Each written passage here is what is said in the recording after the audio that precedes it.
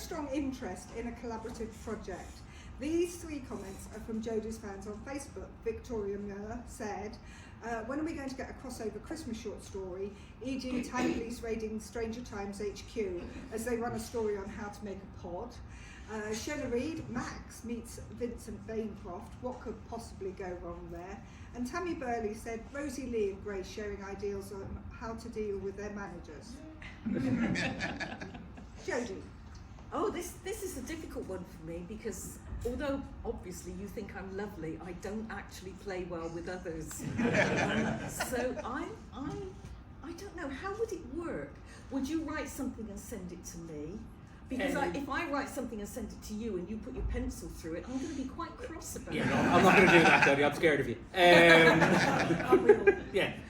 I honestly have no idea. I genuinely, because I do obviously the crime series with Bunny as well. People always constantly ask me like, would you do a crossover between the 2 of them? And you went, and the only way I could figure out to do it was to Bobby Ewing it, where basically Bunny can do whatever he wants, and then at the end he just wakes up and goes, God, I had the weirdest dream. Because the thing is, you can do whatever you want once somebody wakes up at the end and goes, God, I have the weirdest dream. So I don't know. I mean, you know, I'm open to it, but God knows. We'll have to figure something out. We'll sit down one day with a drink. Yeah. Yeah. Yeah. And I mean, we'll do that, and then I mean, at some point, if we run out of stuff to talk about, we'll then figure out a book idea. But that's going to be. So it might happen. I never say never. No. But on we the did other twice hand, there. I'm a commitment phobe. Oh, okay. Just to be clear, we're just doing a short story. Yes. I've already have a wife and I wrote a book with her. And you have 2 dogs. Yeah. I have a wife and 2 dogs, to be honest, yeah. I was like genuinely myself and my wife were talking about it a while ago. There was somebody was having an affair on TV, and our honest to God reaction was, where would someone get the time?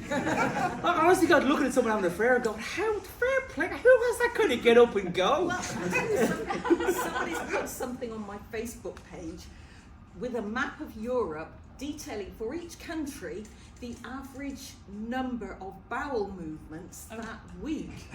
Wow, I was going to say that was a left turn.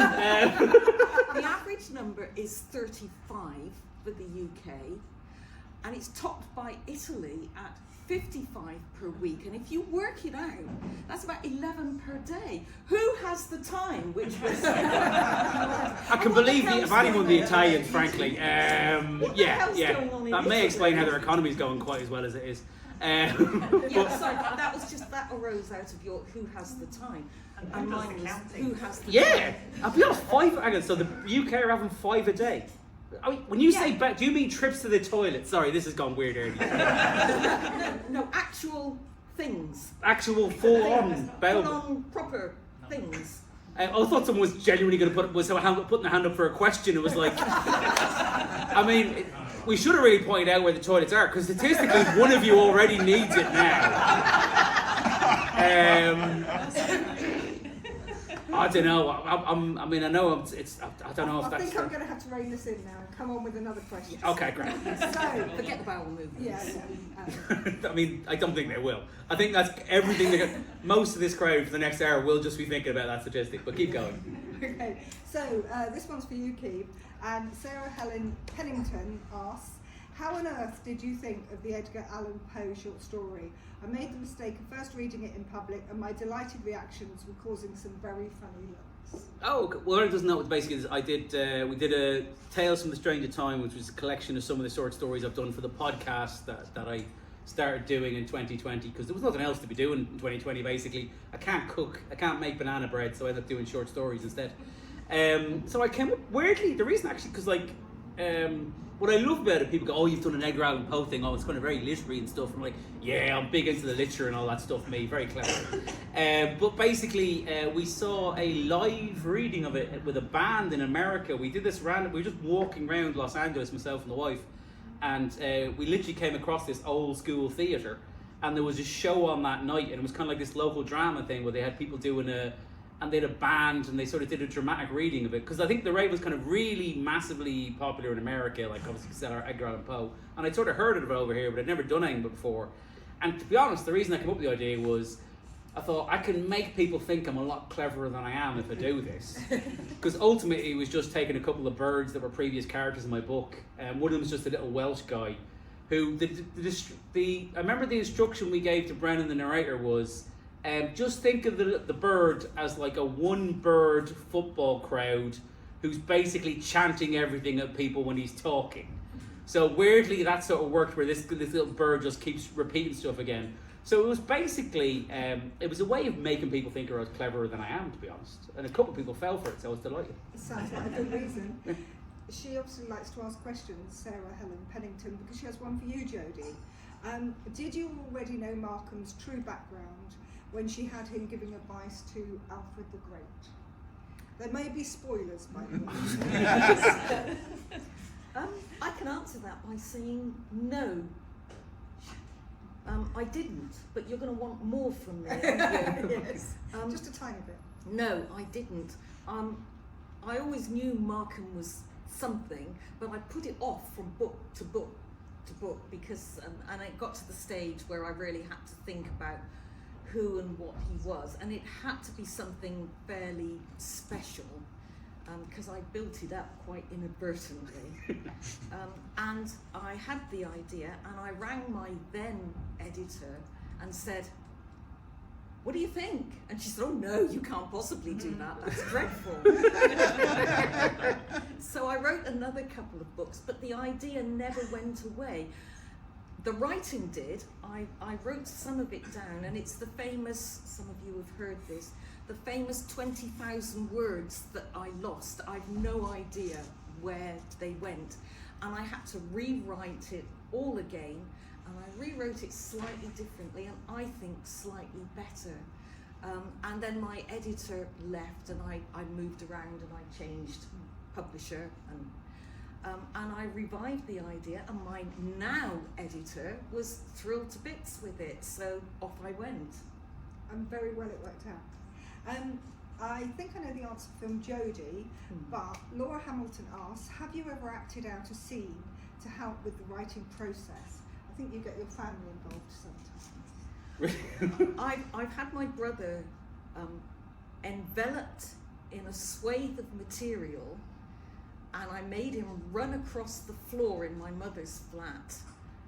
She could hardly believe it, and I shouted, "Now stop, turn," and as he now stopped and turned, I took a photograph, and it's a very important moment. In which book? I'm not telling you. Geeb, have you ever had people act out a scene to help you with your writing? No. I've never enveloped somebody, but I'll be honest, I didn't realise that was an option. Now I realise if people, it was research. No, I did. You have to make sure they don't need a bowel movement. I was going to say, yeah, but it just sounds like a health and safety nightmare, to be honest with you. In Relight My Fire, there's a scene where there's sort of torrential rain, and it wasn't quite, it's a scene with, spoiler, zombies, and basically I did weirdly stand out in a torrential rainstorm with like an umbrella up, because I just thought, I'm not getting this quite right, and I literally stood outside my office for like 10 minutes while the dog sat in my office looking out a glass window, like looking at me going, he's finally lost it. And he was like, it's genuine, my dog is, bless him, a real worrier, and he was terrified. He was like, look at him, because he's also scared of the rain. He's scared of everything. But he was, for a staffy, genuinely the dog sitting there for 10 minutes looking at me going, why is he standing in the rain? And I thought, okay. And I was like, I came with some thoughts. So I've never done that to somebody. I've never got somebody else to do stuff, and I can't see my wife agreeing to dress it up in that way. Sorry, this sounds ruder than it is now. Maybe my birthday, but no. So I've never done that as a research thing. But I'm certainly going to try and convince my wife into something at some point. Now that I've realised it's an option. The only one I've ever done myself was the car bonnet scene.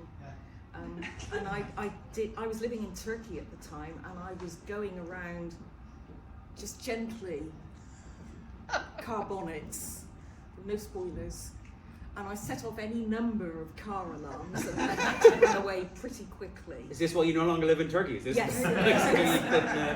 Yes. I did, for research, I did, when I was in America, bizarrely, we were in Florida as part of our honeymoon. Don't know why. But weirdly, I did go to a shooting range, because it was actually before I did the Stranger Times books, because I'd never been around a gun.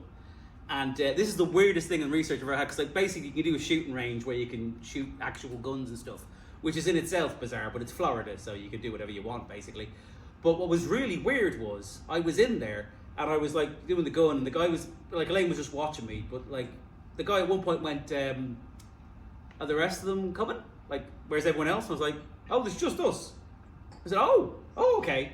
And he didn't really understand. And this is the weirdest thing ever. We found out 3 months later when I was doing some research for something else. The reason he thought there would be more people there is Dublin crime gangs can't, practice shooting things at home. I kid you not, they bring the wife, the kids, they go golfing, and then they go to the shooting ranges and shoot stuff. That's why he was surprised, because he's never had one Irishman on his own. And just the weirdest, so that is a random piece of research that I've done, which probably explains why I'm on a list somewhere now.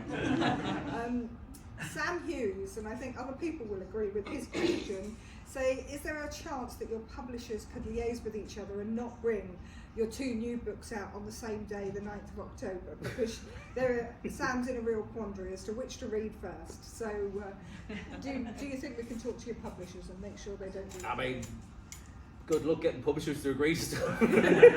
But yeah, I'm sure theoretically. To be fair, my books don't normally come out in October. It just turns out if you write a Christmas book, generally people get angry, by the way, if you write a Christmas book anyway.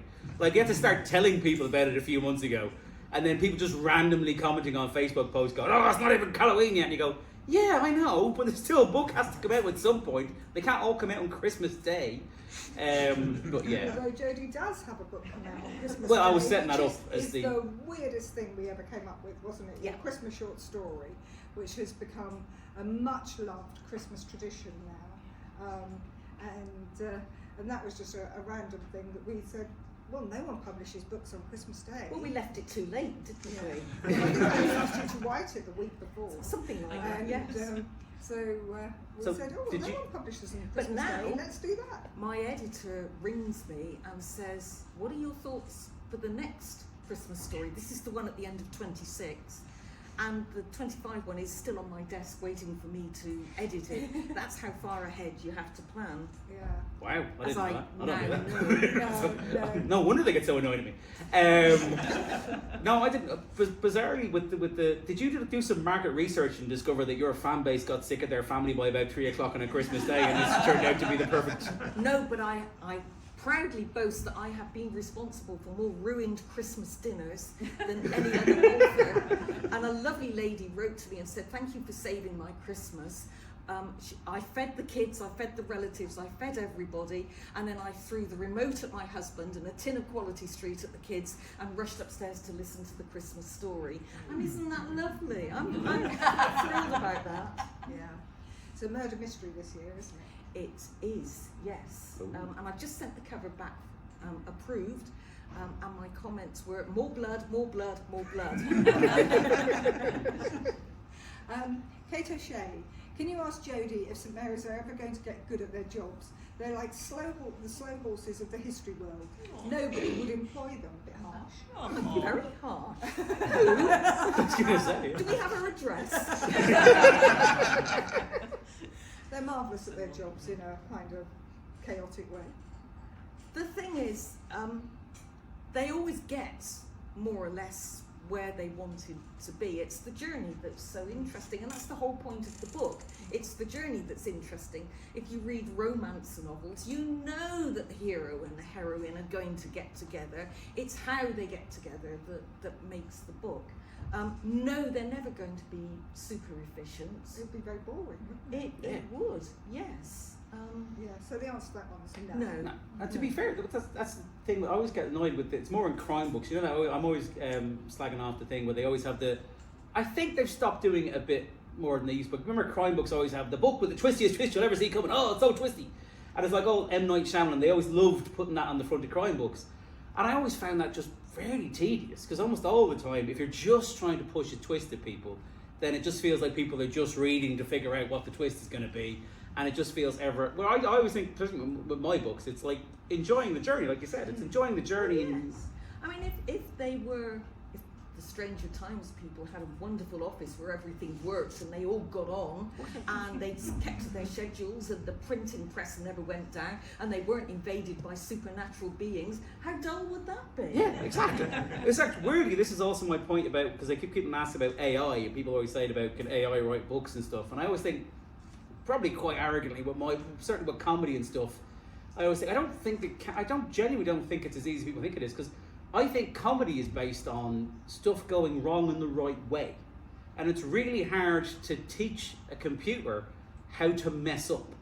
I mean, they will do it on their own, yes, but they can't do it in the right way. So that's my theory, I genuinely don't think that they can do that sort of thing, because it is exactly based on that. And it's sort of, same as the weird thing with, you must have that with your books as well, where people always go, will those people have a happy ending?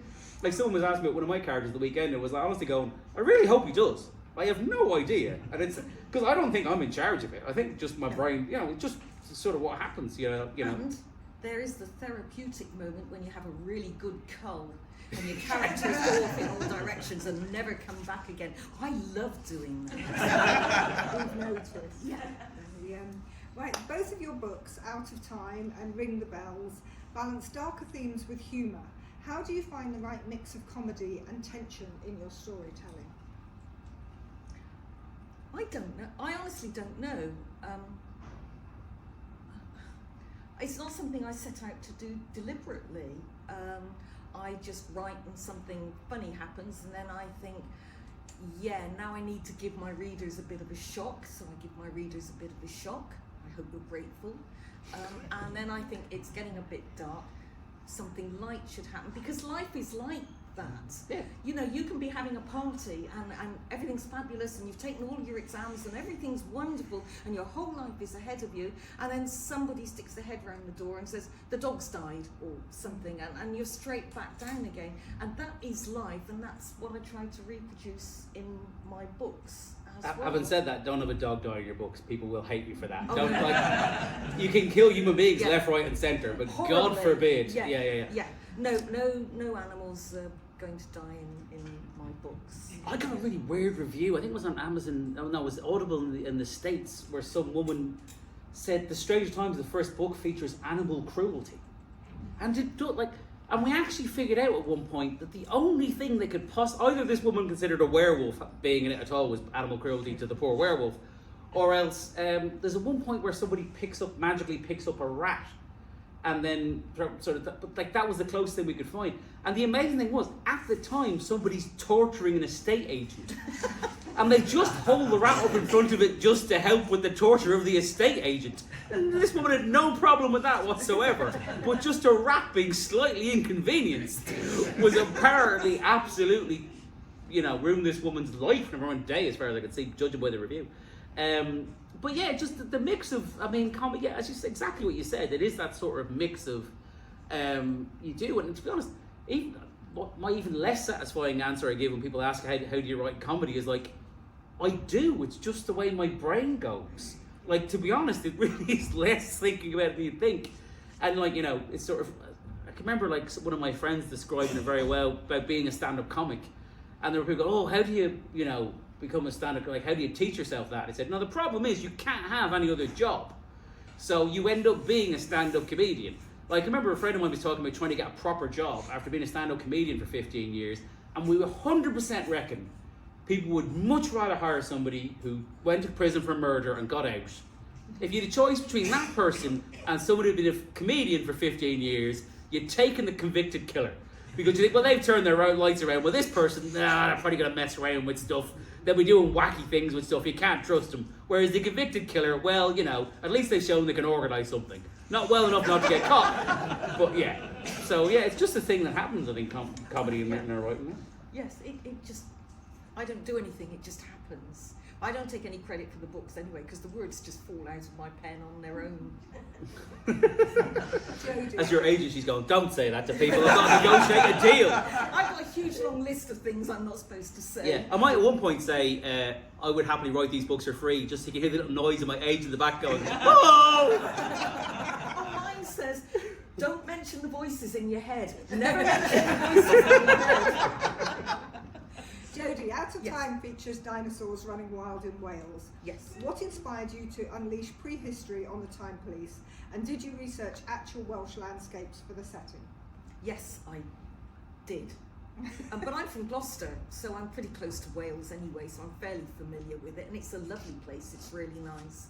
I don't know if anybody's actually read the book out there. I did kind of massacre the Welsh language a little bit, which I'm truly sorry. Genuinely thought you were going somewhere. I did actually massacre the Welsh. I thought it was the end of that. Did I else go, oh wow, that's dark. Sorry. No, not that dark. I'm just fascinated by dinosaurs anyway, and I thought, well, you know, it's a good 20 books since I mentioned a dinosaur. Let's shove some in. So I did, and also, you know, we've got the Time Police, and they jump back to the past, and I thought, wouldn't it be nice if the past jumped to the Time Police for once? Weirdly, my book, I just realised, also has a dinosaur in it. Does it really? Yeah. It's near the end. That's minor spoiler. It's not a key point. When things are going off the rails near the end, there's all kinds of weird stuff happening. Ronaldo's in it as well. So there you go. There's a similar. If you're big into dinosaurs, then this is the night for you. Yes. Yeah. Certainly am. Keith, in Ring the Bells, you explore the darker corners of Manchester with your trademark wit. What is it about that city that makes it the perfect backdrop for your stories? Well, I genuinely, because obviously I live there, so it's very handy for research because I'm tremendously lazy.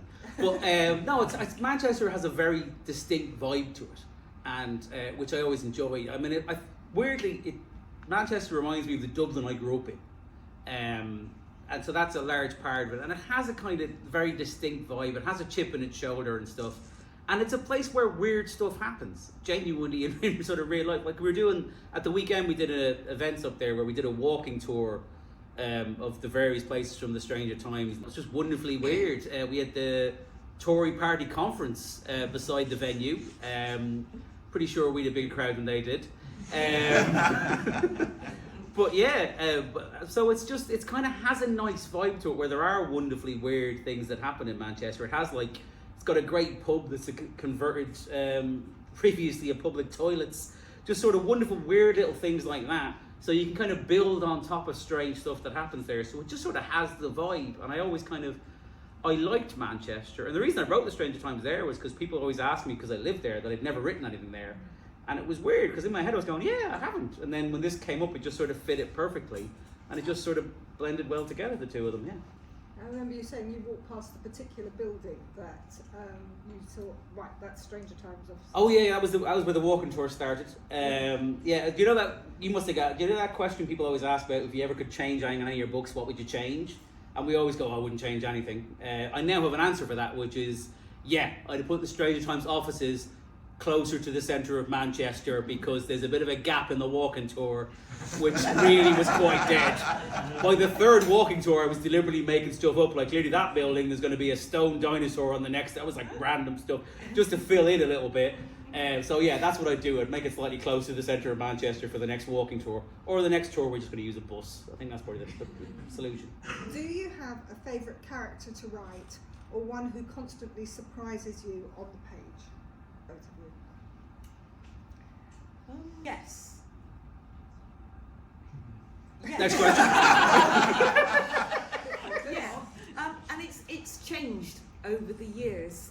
I'm now very fond of Small Hope and Pennyroyal, and I've just finished another one. And I have to say that the dialogue between Captain Farrington and Commander Hay is an absolute joy to write, because he manages her and she lets him, and it's a great relationship. So yeah, yes, I do have favourite characters, and Grint is slowly seeping his way into my good books as well. So yeah, favourite characters. Yeah, I mean, I definitely, there's certain people in kind of all my books, they're like Cogs and Zeke are probably the big thing, the duo that live on a boat, one of which can only tell the truth and the other one is sort of a dog. And ironically enough, those two talking to each other is kind of a lot of fun. Yeah, there's certain things. Genuinely, I was really surprised by pretty much one of the most popular characters I've ever written was one called, it appeared in the last book, Brian the Ghoul, for anyone who's read it. And I was genuinely worried beforehand. I was like, oh, I thought the publishers will kick off about this and then people won't like him and stuff. And it's because it's a character who basically hasn't been house trained and will occasionally go and shit in the corner, frankly. And weirdly, people loved him. I was genuinely shocked how many people were massive fans of Brian. It's very lovable. Yeah, weirdly, it's oddly the most lovable character I've ever written is Brian, the bloke who at one point, like at the end of the thing, there's a big finale, and right before the big finale battle, he just goes around the corner and takes a poo and then fires it off a building, and people loved that. So yeah, it's to the point where that alarmed me that I thought it's weird when your own book is completely not in your control, that the bit people loved was not the part you thought they would, which is just kind of, it's nice, but it's also slightly unnerving because you go, God, maybe I'm just being blindly lucky here that people have liked it up until now. But yes. Well, that brings me on to my next question. Both of you excel at writing chaos, but in real life, are you planners or seat-of-the-pants writers when it comes to plotting your novels? You go first. When it comes to plot, I sort of have bits of it. I always have sort of bits of the jigsaw puzzle, but they're not always the same bits. Like weirdly, I won't say it now, but there's a part I weirdly remember this at the weekend when someone asked me a question. That was a whole thing, a subplot that was supposed to be in Ring the Bells. That it was kind of weird, where it was sort of like one of the core parts I thought I had, and then it kind of the book when I started writing sort of moved away from it, so that never actually happened.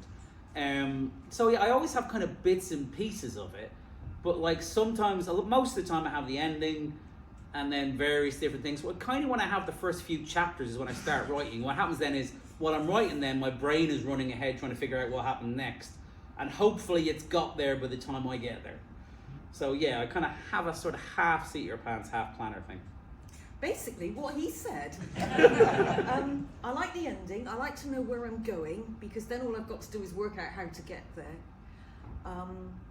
Bits do get away from me. For instance, Madeleine Maxwell, I carefully tailored her name so that she could be known throughout St Mary's as Mad Max. And I got to the fourth book and realised I'd completely forgotten to mention it. I mean, that was the whole point of the stories. But you also write several books at once, so that if you Yes. get stuck on what you expect. So you're writing several books at once? Yes. You maniac! How are you doing that? Will you sit at your desk? No, if I get stuck. So like I how do many get books stuck. you just swap to a next I one? swap to the next one, and then it's kind of holiday, because they're all slightly different. So I think, I'm sick to death of time travel, I'll write a bit of supernatural horror. I'm sick to death of that, I'll write a bit of outrageous small hurt and pennyroyal. So how many books are you currently writing? She normally has 3 on the You maniac. No, it's 2 and a short story. Oh, okay, sorry, 2 and a short story. Okay, well that's obviously reasonable. Which is Uh, much more. Have you ever realised, like, have you ever started writing something and realised you're writing the wrong book in the wrong place? Like you've got characters that just sort of wander in? No, and... because they're different colours. Oh, okay, that clears it up. Okay. No, I type in colour, because that's the first draft, and then when I'm happy with it and it's all perfect and it's wonderful, then I turn it all into black and send it off to my editor. But St Mary's tends to be red, and Elizabeth Cage is I think blue, and the Time Police are purple. So I know immediately which book I'm on. Don't you write in colour? No. I mean, I do when I put the cards up on the board. Yes. I do have like the different. Well, no, a big board beside me, my thing. It's one of those things. Same as I got a whiteboard, which is the biggest one you can get. Put it on part of the office thing, and literally, we actually had to use it for the first time ever after having it for 2 years, and had to move like shelves to get it, because it's one of these things when you have to write for a living, you have to spend a lot of time doing stuff that isn't writing, because you can convince yourself that you're kind of working, but you're not actually doing anything useful. So the amount of time I spent researching a whiteboard that I'd never used, to the point where I discovered you're supposed to have special markers, and it turned out basically the first time I wrote notes there, that's going to be there forever. But basically, I have different coloured cards that I did get, and I did the last Stranger Times book. That's when you know you may be getting too complicated. I had to find another colour of card, which was actually, because I had used up all 5 colours that were available on Amazon. so that I had several happy hours trying to find different coloured stationery, which is a great way of doing nothing for a day and then feeling like you're working. So, yeah. Allow me to assist. Excuse me a moment. I use whiteboard on a roll, and it sticks to the wall through static, so you don't have blue tack or anything, and you just tear off a sheet and stick it to the wall. It adheres quite happily because it's static, and then you scribble all over that. And then you pull it down? And then you pull it down well, actually, it falls off the wall when you're not looking, but yes, you pull it down when you're finished with it. I was going to say, my 2 dogs are going to love that. Yeah, and then you can write on it in Yeah, different but that's all colours. that'll happen is one of the dogs will go, you pull this thing. You can just see every time. Have you ever had that anyone owns a pet where you've actually made the mistake of doing something in front of them and you can see the dog go, oh, I didn't realise that was an option. I look forward to destroying that as soon as you leave the room. Well, it's been up there a year, it's time it fell down anyway. But yeah, whiteboard on a roll is brilliant. Okay, well, I look forward to wasting time when I should be writing something by getting a white ball on a roll that I will never use until I forget it's there and one of the dogs runs around the garden with it. We prevaricate, don't we? That there are any number of good reasons for not writing anything this morning. Ever since we moved house, I miss the squirrel I used to spend 20 minutes watching eat next door's bird feeder every morning. Literally just watching the little fella. I love squirrels. I'll be honest with you, this is a controversial take. Prepare yourself for this.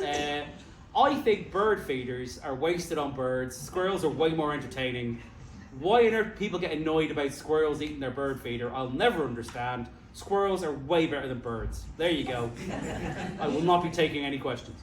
Your characters often deal with the bizarre and supernatural in a very human way. How do you keep the strange grounded in reality?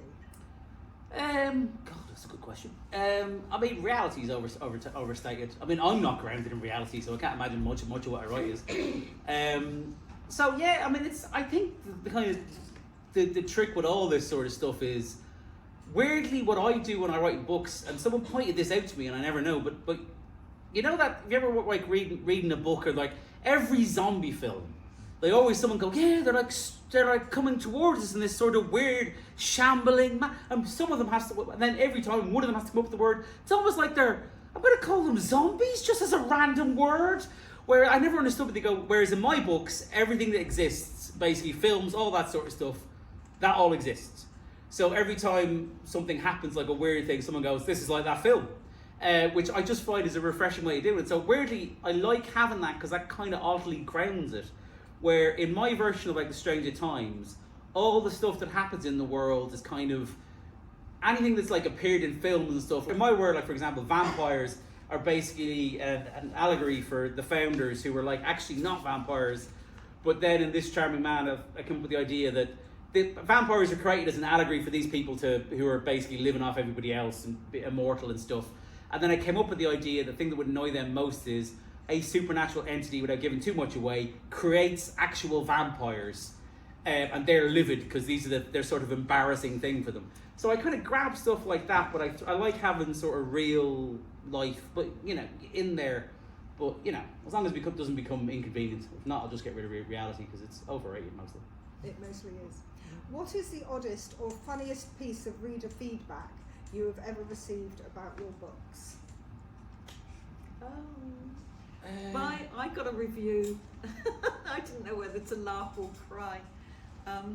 It was for just one damn thing, and it said, ordered this in error, couldn't be bothered to read it, 1 star. The thing is with that though, same as the people, every time authors they go, I got a review which is the 1 star delivered to next door neighbour, never saw the book sort of thing, and people get annoyed about that on Amazon. Here's the thing for you, I'm not saying all of you go and do those reviews on Amazon for our books, but the thing is, I actually love those reviews. Because logically, think about everything you've ever bought on Amazon or anywhere else when it comes to reviews. What do? You have a look at the first couple, then you go, well, they seem very good. Then you go straight for the 1 star reviews, see what did people find rubbish about this, and if it's for your book, if the 1 star review is, postman didn't deliver this, or something like that, or I get a crazy Americans going, this involves blasphemy, and stuff like that, I'm going, great, because anyone who agrees with them, that'll get rid of them. But also, if the problem is to do with your postman, most people will probably look at it and go, I think I've probably got a different postman. I think this will probably be okay. So weird bits of feedback. I'm trying to think. I've got random people have pointed out. My first book, I got a name of a canal. There's 2 canals in Dublin. I got the Royal and the Grand confused. What makes that interesting is I grew up beside one of the 2 of them, and it turned out I had the name wrong for my entire life. And I said this to my dad. I was like, I'm sure I got this off you. He's like, no, that wasn't me. That's definitely you. It's entirely you.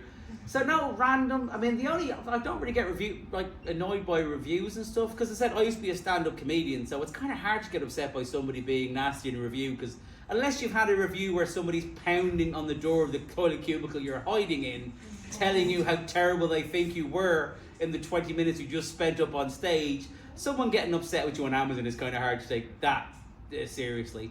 The most upsetting piece of feedback I ever got was somebody sent us an email describing one of my dogs as looking homely. And I still regularly once a week want to find that person. But yeah, stuff from the books randomly. Oh yeah, one of my audiobooks on the Dublin trilogy, someone wrote an incredibly confident review saying, this narrator's Scottish accent is terrible, this is not how people in Scotland sound. And you're like, and of course you can't send a response, there's no way of replying, and you're going, because you will get, I mean, I'm not slagging off Americans, but there was you will get a couple of Americans who genuinely seem to think that Ireland and Scotland are the same place. And I forgot my narrator for those books was a friend of mine on Facebook, because then I put it up and I just saw him reacting and going, oh shit, I didn't realise I was going to show that. But yes, someone slagging me off for not speaking like Scottish people did, that was the weirdest thing I think probably. If you 2 could swap worlds for a day, Jodi into your universe and you into Jodi's, which character from each other's books would you most like to write and why? Oh, this is easy for me. It's got to be Vincent Bancroft, because he is superb.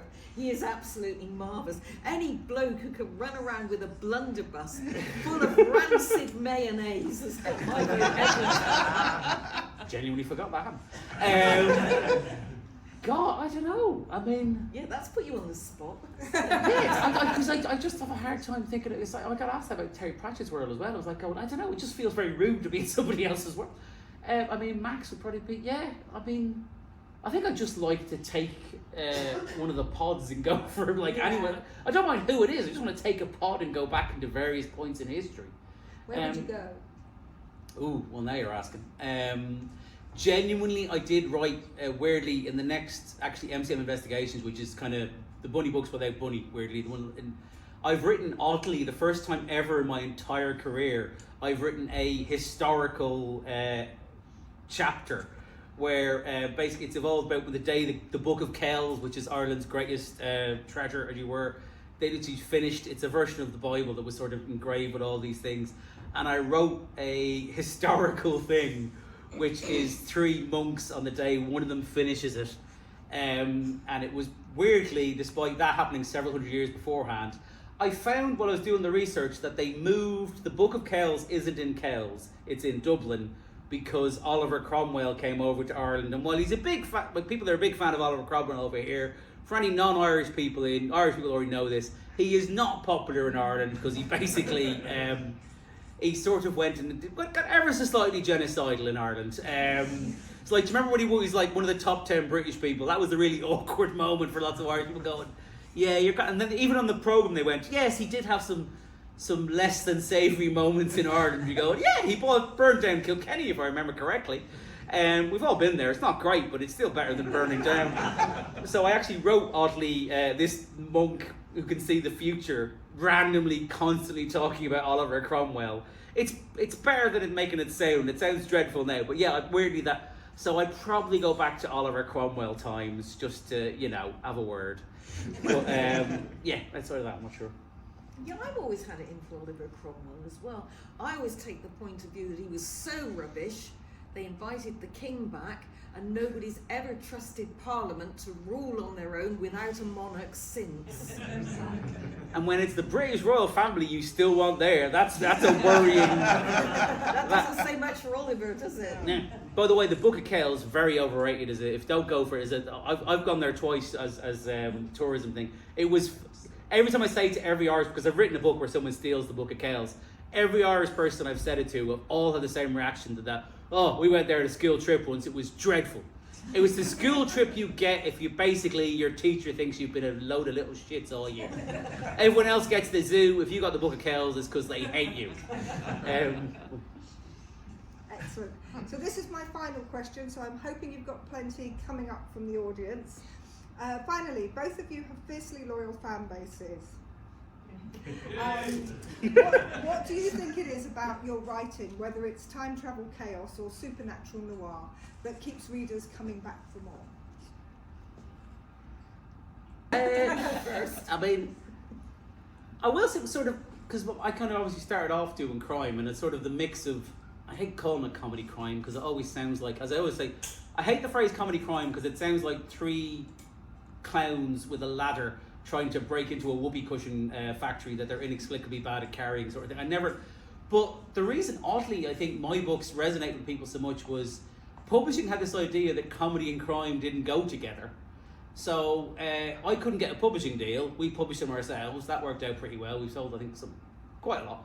And ironically then, publishing always had the idea. So what they did was they didn't publish any books that were like mine. So if you liked mine, you'd no choice but to read mine.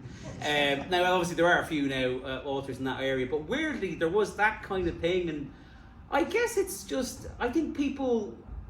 I love about your books, the characters and stuff. I think that's always the thing. You bond with the characters in a weird way. That's what I was saying about that twisty twist thing and why I hate books. I mean, because I don't really care what happens in the book. I care what happens to the people in the book, which I think is a big difference. You want to follow the characters. So I think if you have characters like, you know, that people feel a sort of connection to, then they want to find out what happened to them because they consider them sort of friends. So I guess my guess is we both have the same thing where we create characters that people feel like they're invested in, I think. I'd like to think so, yes.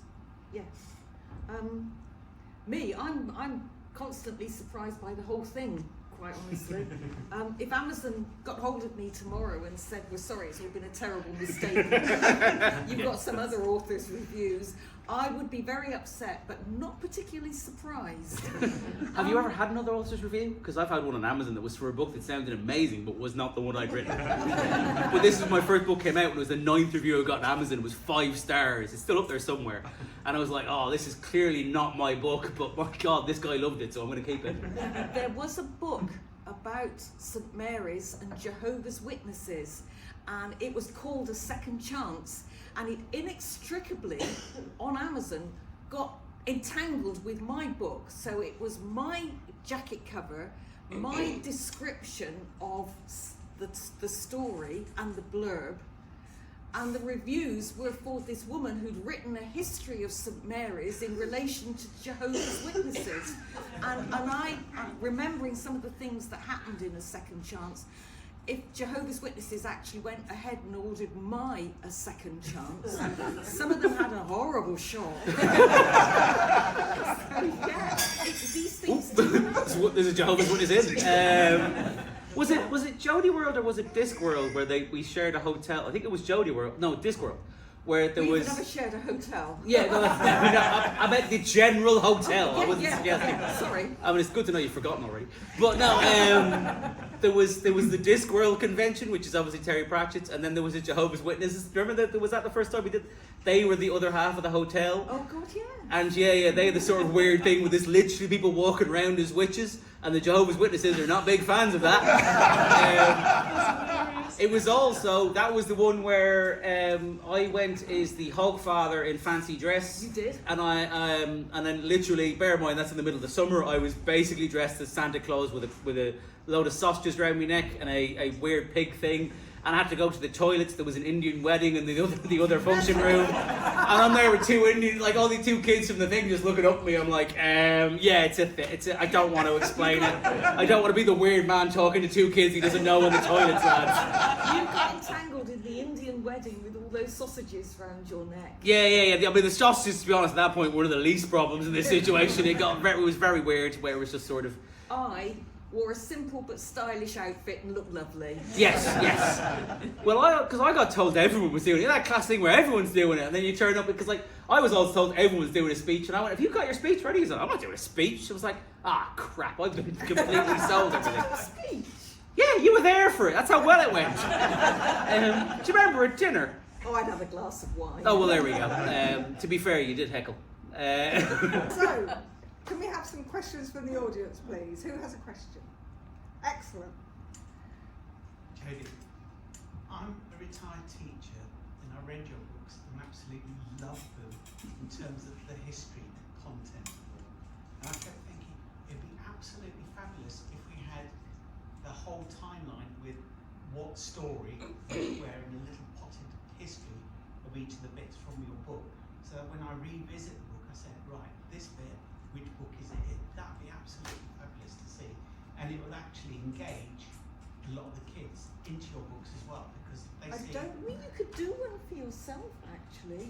You Too could much do on what the Max side. does, which is unroll a roll of wallpaper all the way down the room, and then write the timeline on it and put the bits We on. do have the companion guide now. Have you come Yeah, across that? but that's It doesn't have the timeline like that in it.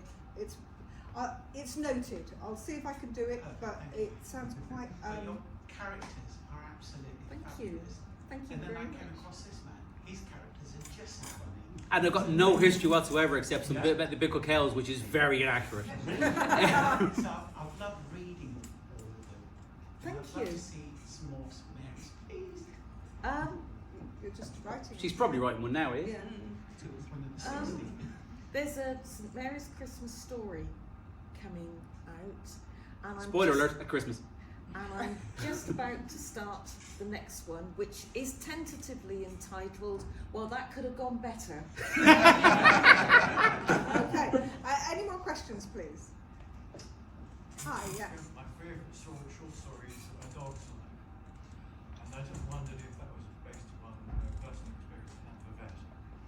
A Dog's Life. I mean, it was and it wasn't. Bear in mind, a dog accidentally eats something it shouldn't, and it turns out that it was something being used to summon a demon. So that part wasn't particularly.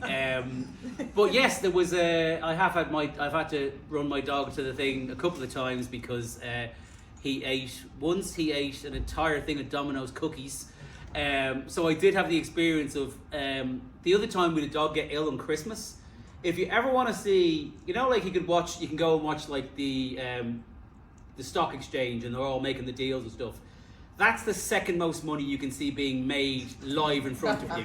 The most money you can see is have your dog be ill on Christmas Day and go to the vets that is the only one open in the whole of Manchester, and there's you and a bunch of people sitting there all with dogs, all of which is eating something they shouldn't supposed to have eaten, and they're all sitting there looking miserable, and you're watching, I'm not kidding, 3 receptionists, which is more than they have at any other time of the year, picking the phone up going, yeah, no, yeah, how much? Yeah, they'll have to come in, yeah. And everything is 500 quid just to get a vet to look at them. And you're all just sitting there going, the dogs look terrible. You're all sitting there going, this is going to cost half of what a holiday would, just because this idiot got into something. So yes, that is very much based on that. I then asked our accountant, could we make that tax deductible? And he said we couldn't, which is, I have a running thing with, if I put it in a story, is it now tax deductible? And it turns, I made the mistake of getting a good accountant, and he's now going no. Whereas the other fellow went, yeah, maybe, I don't know, could be. Turns out the answer to those questions were no. Just one very quick question, and it's very selfish questions. You've mentioned in a couple of your books various things that happened outside of Saturn Walton, being a very small place that not many people have heard of. Have you ever thought about basing one of your stories around either the lost Roman fort at Great Chesterford, or delving more into that alien outposting on Windmill Hill? I would be very interested to know. I hadn't, but you started a train of thought, and I might go away and do a bit of Googling. So yes, thank you. Thank you for that. And I think there was a question over here. Yes. Is Tom ever going to get the eyeball up his head? I presume that's for me. I don't know a Tom. Yeah, I love that as a question. The rest of the room's going, what? To be fair, I was given a walking tour at the weekend, and I beside the Tory Party conference, and genuinely it was great because it was like, this is the end of the tour. We're going to go that way. You can see where zombie Margaret Thatcher had the fight with the massive cat.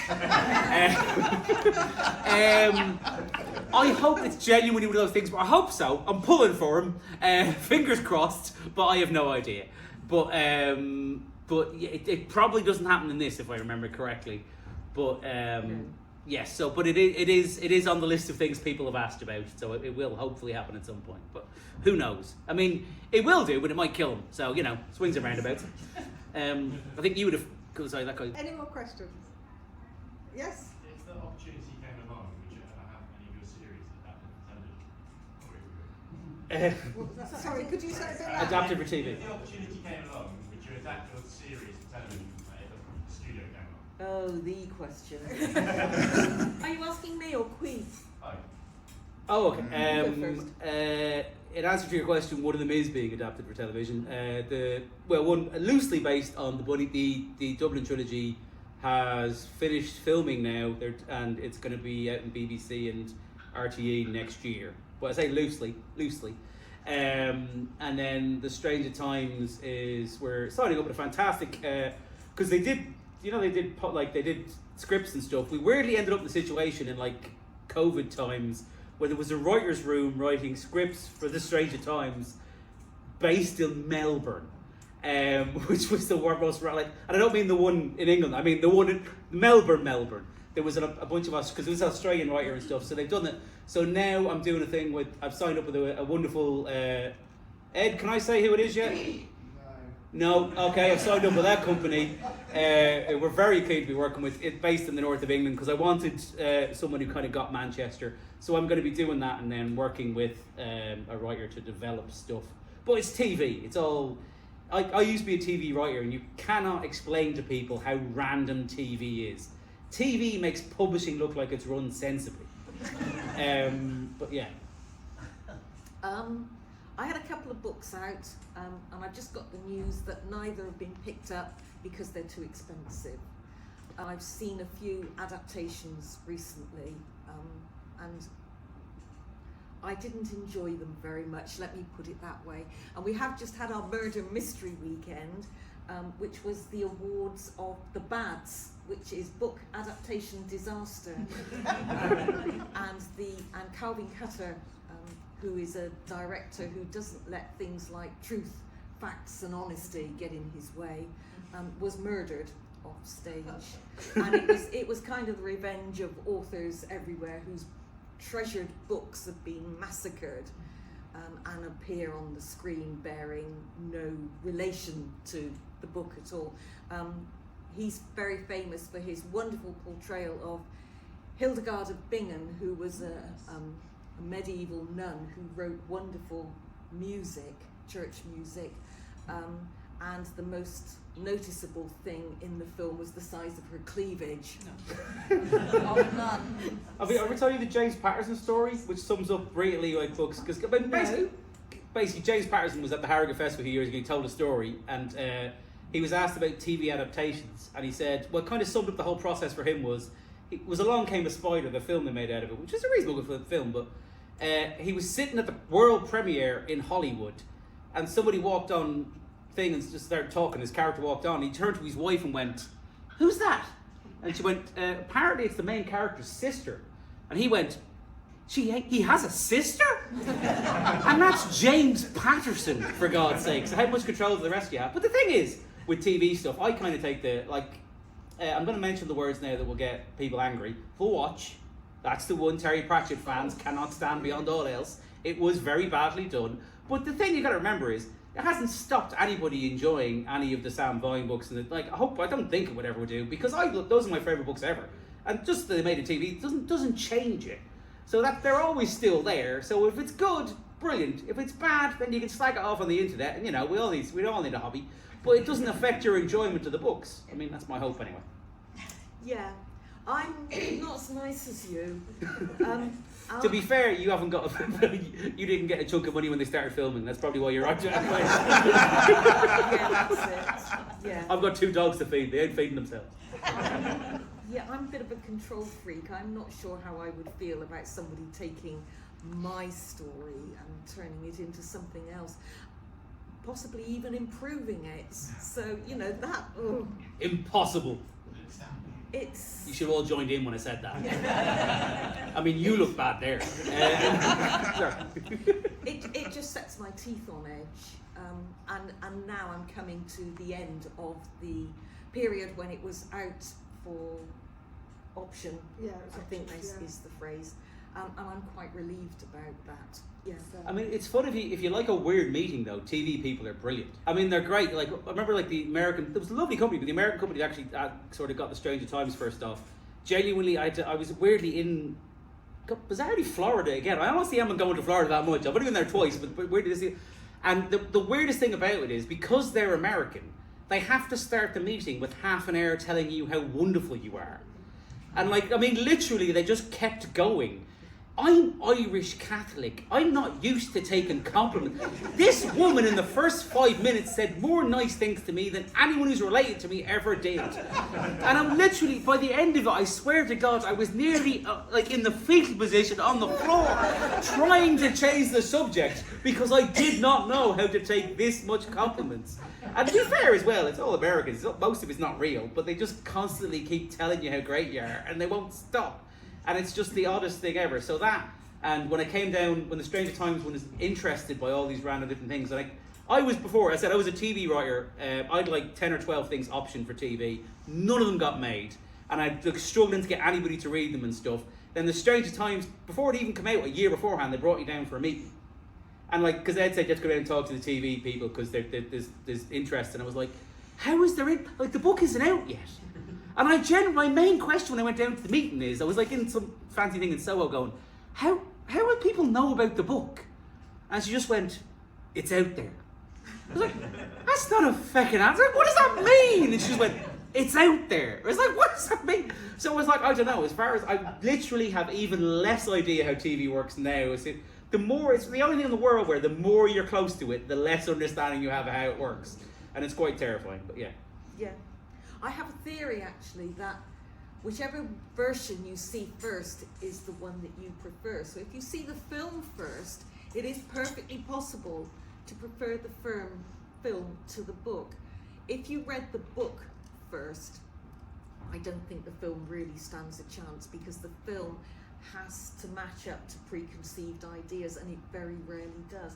Occasionally it does, but it doesn't mostly. But you also have a very strong dislike of the thought of anyone doing physical portrayals of any of your characters, because you like readers to be able to imagine the characters themselves. I'm saying that, you know, it's another reason you'd hate them to come out in television, because a physical representation of Max would not be most of your readers what Max looks like. I'm not big on physical descriptions of characters either, because I think people have strong pictures in their own mind, and suddenly to discover that the character you've been imagining as blonde is brunette can be a little bit jarring. So mostly I leave it to people to make their own images. To be fair, so do I actually, yeah. I've got no interest in describing if it's people's... not part of the plot, like they have piercing grey eyes or a head of wild hair, I don't mention it. Yeah, neither do I. I remember, weirdly, that was actually once it came up, someone said you never describe people's clothing and stuff, and I hardly ever describe somebody's clothing. Apart from Manny's. Sorry? Apart from Manny's. Yes, I only describe the complete lack of clothing, because that's a plot point. But yeah, genuinely, and I remember saying that to my wife, a lady, and she went, well, let me put it this way, yeah, you were out with Phil last night, yeah. What was he wearing? I mean, I don't know, clothes? Exactly. You pay no attention to these things whatsoever. That's why you don't describe them, and you shouldn't, because you don't care about that kind of stuff. But yeah, so that's why, we agree on that. Yeah, good. Well, I think at that point we'd better say thank you very much so that you have time to sign people's books. Thank you.